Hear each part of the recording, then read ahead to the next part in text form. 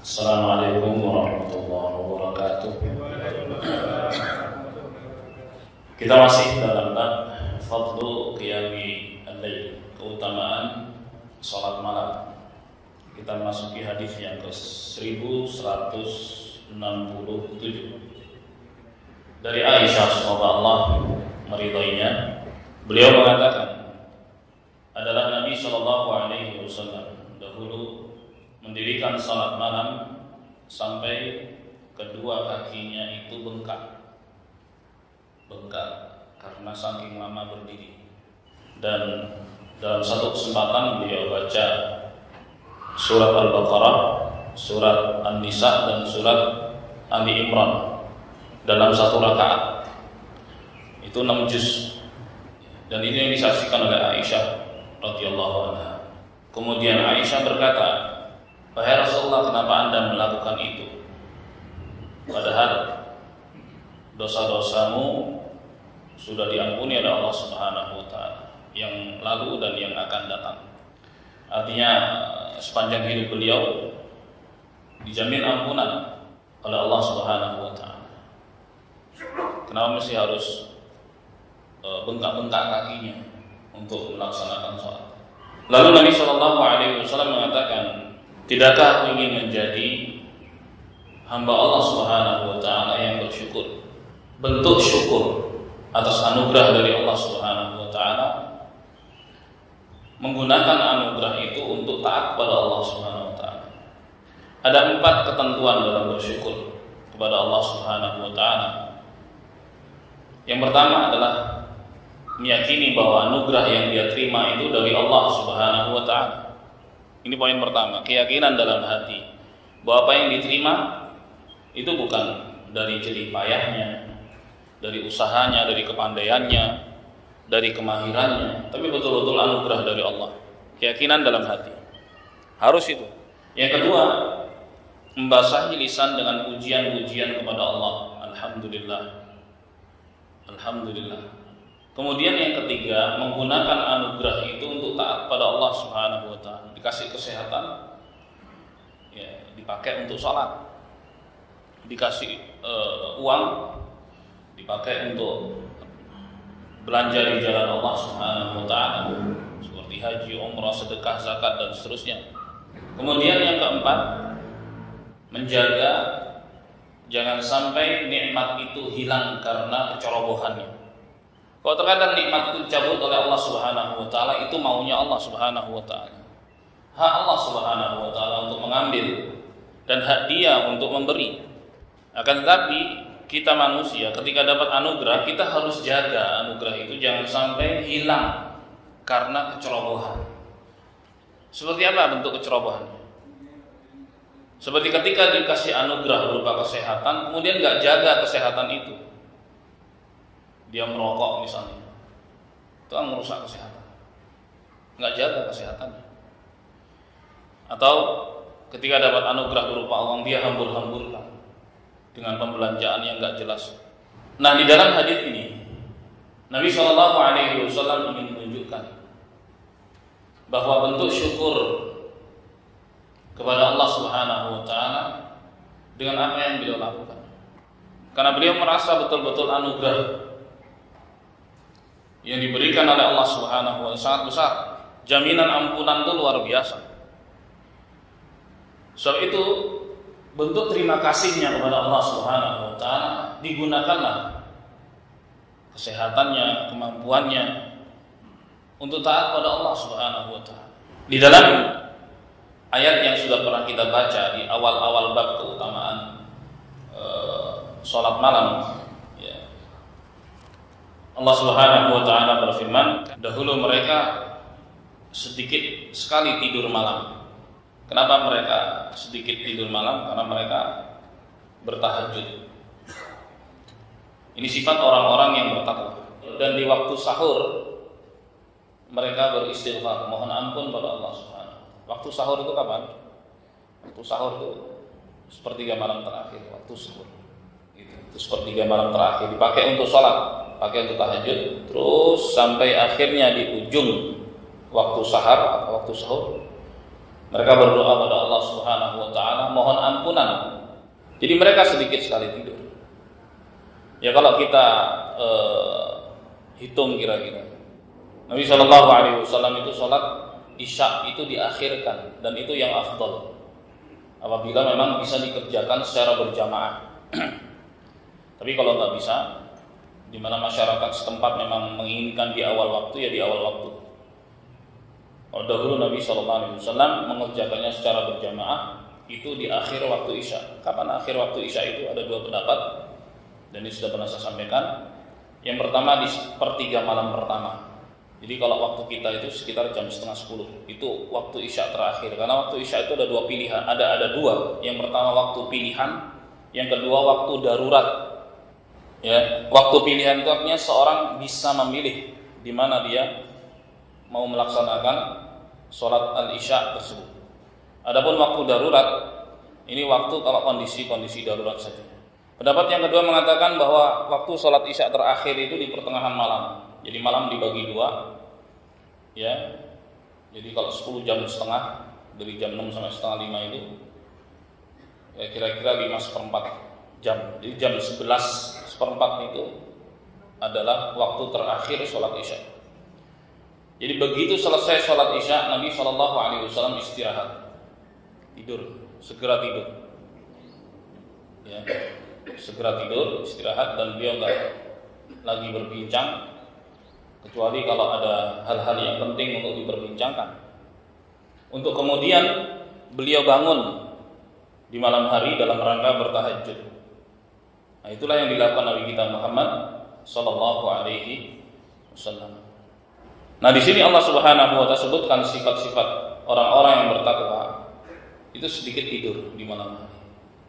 Sedikit tidur di malam hari untuk bertahajud, dan ini sekali lagi disesuaikan dengan kondisi kita masing-masing jemaah. Ini bersifat anjuran, ya. Bersifat anjuran. Kalau memang masih produktif, masih harus kerja pagi harinya, ya kan? Ya jangan banyak melek, nanti kerjanya ngantuk. Padahal kerja itu kewajiban. Ya. Kerja itu wajib. Jangan sampai ketika melaksanakan kewajiban enggak maksimal. Kemudian beralasan semalam saya tahajud, nggak dibenarkan yang seperti itu. Tapi kalau sudah pensiun, ya santai gitu ya, ngapain lagi kan? Nah, disitulah baru kemudian diperpanjang durasi sholatnya. Kan besoknya udah nggak kerja, diperpanjang durasi sholat. Alhamdulillah di kita juga ada masa-masa pensiun, dan itu bagus. Ya, jangan sampai semakin tua terus berkarya, enggak. Dahulu penduduk Madinah ketika berumur 40 mereka sudah mulai menepi dari perlombaan duniawi. Umur 40 ya. Jadi ternyata masa pensiun itu lebih awal. Artinya biarlah yang muda-muda untuk berlomba dalam hal dunia, yang tua-tua berlomba untuk akhirat. Kan udah waktunya menepi gitu dari perlombaan dunia. Kemudian merenung apa yang sudah pernah dilakukan, yang salah-salah mohon ampun pada Allah, istighfar, kan gitu caranya. Sehingga ketika menghadap Allah Subhanahu wa taala dalam keadaan tenang gitu, lapang, ridho. Jadi betul-betul ketetapan adanya masa-masa pensiun itu bagus. Jangan sampai kemudian merasa dulu punya power gitu, kemudian pensiun kok hilang power saya, kemudian mengalami sindrom atau post power syndrome. Jangan. Justru itu adalah kesempatan untuk kembali pada Allah Subhanahu wa taala. Ya, bisa maksimal dalam beribadah pada Allah Subhanahu wa taala. Sudah masanya menepi. Gantian kasih tongkat estafet pada yang muda-muda yang bisa berlari lebih kencang dalam urusan duniawi.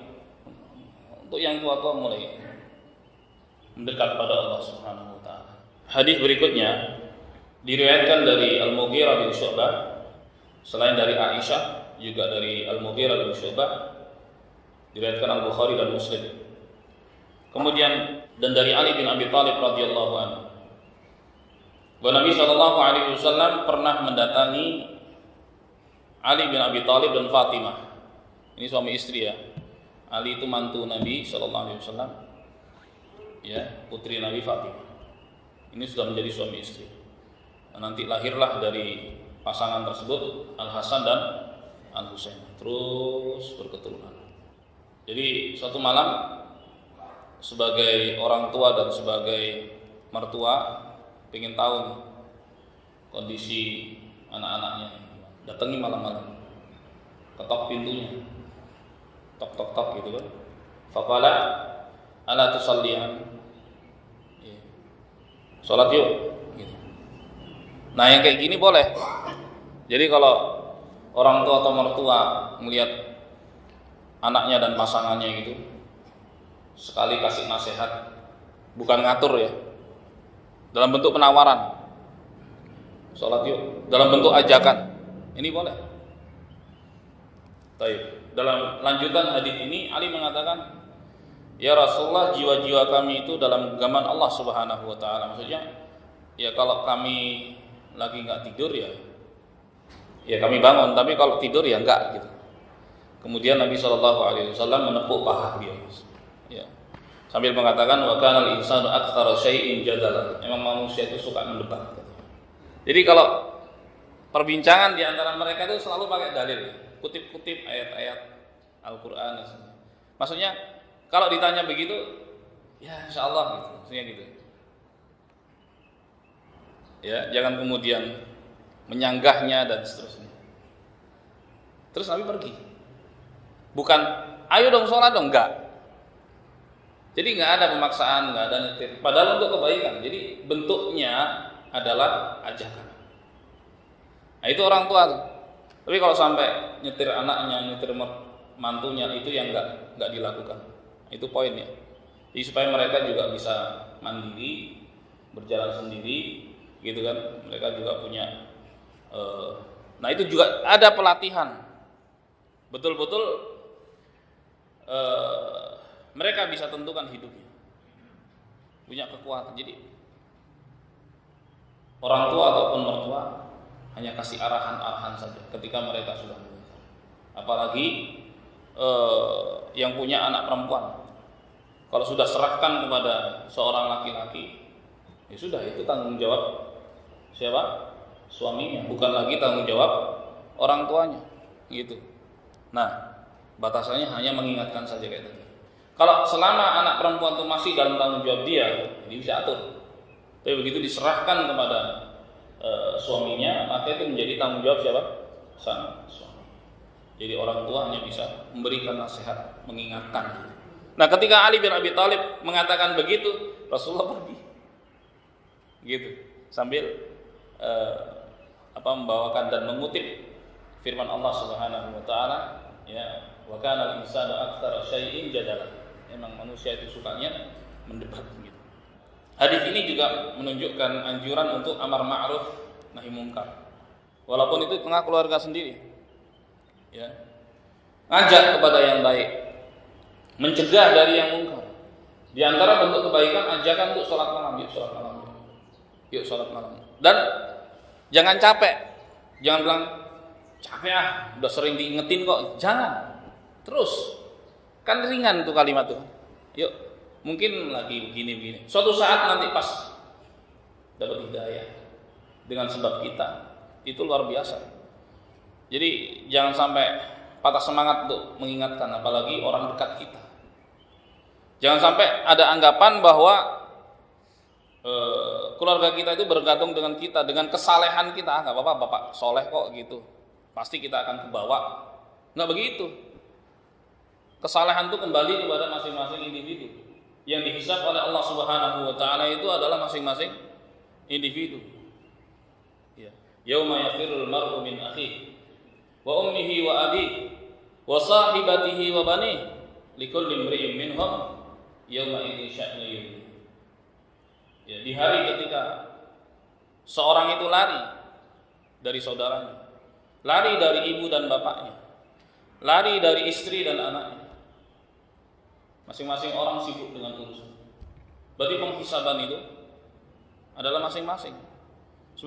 Sebagian orang merasa yang penting bapaknya soleh, biarin nak. Jadi memanjakan anak, namanya nggak mendidik. Manja yang tidak mendidik, membiarkan mereka dalam kelalaian, nggak boleh. Ini pendidikan Nabi Shallallahu Alaihi Wasallam, walaupun anak-anaknya sudah menikah, masih ada nasihat-nasihat disampaikan kepada mereka, tapi nggak maksa, hanya mengingatkan saja, gitu. Dan jangan merasa capek untuk mengingatkan. Ya, kadang-kadang orang udah kayak gitu, susah, bebel dan seterusnya. Jangan, terus ingatin terus, sambil berharap pada Allah Subhanahu Wa Taala agar Allah berikan hidayah. Ingatin terus, gitu. Begitu cara. Seperti yang dilakukan Nabi Shallallahu Alaihi Wasallam. Assalamualaikum warahmatullahi wabarakatuh.